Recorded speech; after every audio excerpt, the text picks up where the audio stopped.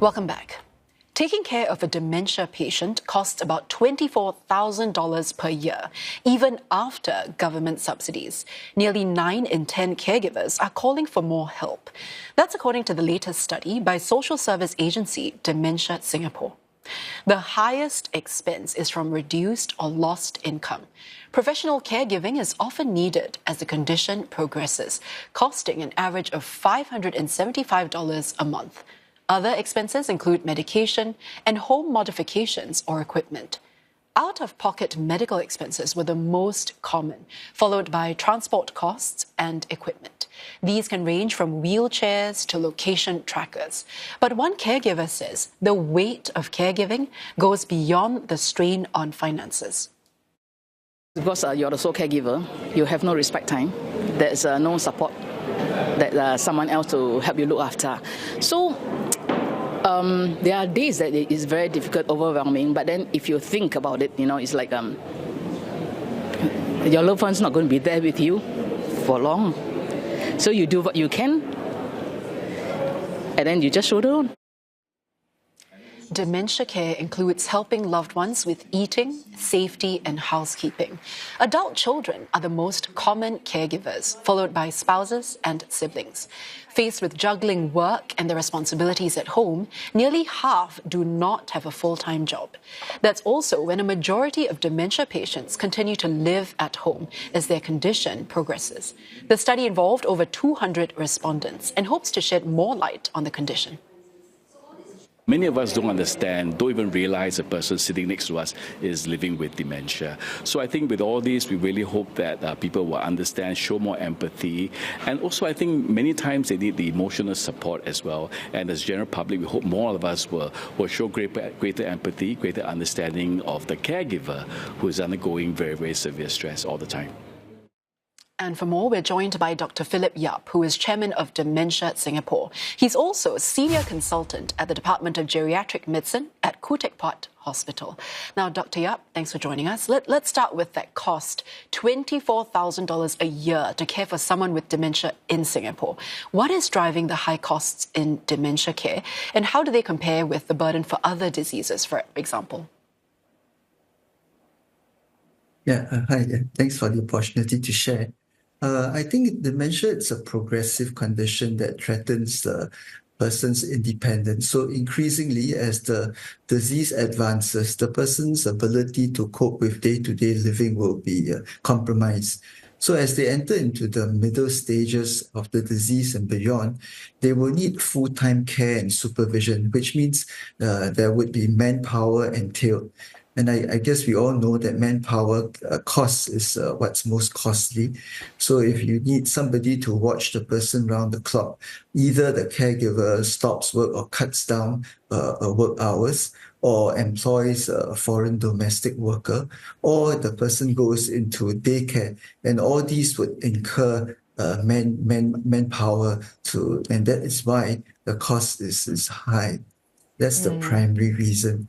Other reasons also include people with dementia could still be working up to the time of diagnosis and maybe a little bit beyond. So if they actually have to stop work, that is actually lost income. So it's a double whammy. Not only do you have to incur costs in caring for them, they also lose income, which they used to generate.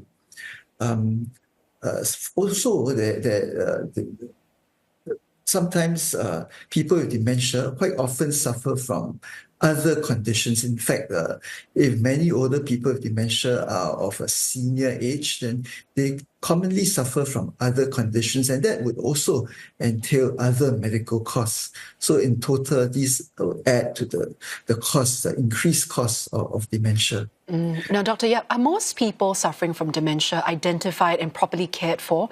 Are there groups of people, in your experience, that have fallen through the cracks? Well, I think there is a diagnosis gap in dementia, and we acknowledge this in Singapore as well. Worldwide, I think in developing countries, the diagnosis gap is as high as 70%. That means as much as 70% of people with dementia go undiagnosed. But in the more developed countries, like in Singapore, it's about 40 to 50%. So this group of people who are suffering from dementia at various stages remain undiagnosed, and therefore they do not get the necessary care and assistance that they need. So do their families. Now, let's look at the caregivers, right, who have asked for a lot more support. What do you think, in the existing schemes and policies that you've observed can be improved on, or are there areas that can really help them with the day-to-day coping of care for their loved ones with dementia? So dementia care is unique in the sense that, of course, it is costly. But it's costly not only in the financial sense, it is costly in terms of the burden it imposes on the social lives of the caregivers, and which also affects their mental and physical well-being. So the person who is a caregiver may have to cut back on work and on other activities, and they may have other roles to play, like being a mother to a child, and also the ability to pursue their own interests and their own life. That would be quite significantly curtailed. And caregiving also entails a lot of stress on caregivers. Many of them suffer from a lack of sleep.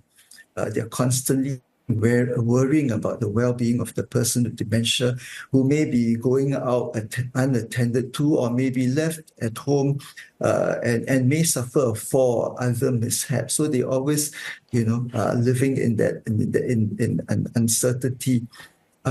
So they also carry some sense of guilt, because they have to balance other responsibilities and feel that they may not be doing enough for their family members suffering from dementia. And as such, they can suffer from mental stress, depression, lack of sleep, which would exert a toll on their physical well-being. And studies have also shown that dementia caregivers can suffer from hypertension and be at an increased risk of strokes and heart attacks, because of the stress and the lack of sleep that it's imposed on them.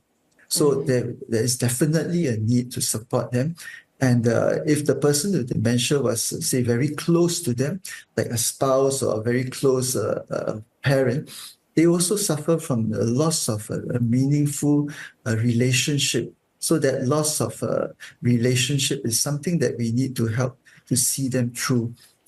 Yeah, and adding to all that stress as well, the study also found that more than 95% of dementia sufferers, they continue to stay at home. So what are some important things to consider, especially for caregivers, when it comes to home care, to kind of balance their work and their life out, and also the caregiving duties that they have? What are some tips you have for caregivers? I think the primary issue is that of safety, and this would vary according to the stage of dementia. So people with dementia in the mild to moderate stage may be still left at home to manage on their own, while the other family members are out at work. So there would be safety issues such as not taking their medications correctly, or in fact double dosing or even triple dosing, and therefore suffering the side effects, like say of a blood pressure medication, and if you take an overdose of it, your blood pressure will drop and you might fall and faint, or a diabetic medication that they may be on. If you again double or triple the dose, you may suffer the ill effects of low blood sugar and fainting spells. So this would be a risk. Then, of course, you have people with dementia who are still quite functional and want to cook. For example, a housewife might still be cooking at home, but because of the forgetfulness, they leave the stove on. And that would be a very, very high risk. And then, of course, they could go out. They could go out to buy things. They could use public transport. And one day not be able to find their way around and back home. And so these would be the concerns, and there is therefore a need to provide closer supervision to people with dementia who may still be fairly independent but may run into problems. So the supervision can be provided, for example, with their agreement. At home with some home sensors, there are some devices that can be put in place to monitor the well-being of the person. You could, of course, nowadays have web cameras, again, with their agreement. That web camera can be focused on the stove, for example, to make sure that the stove is actually switched off and when they're not using it.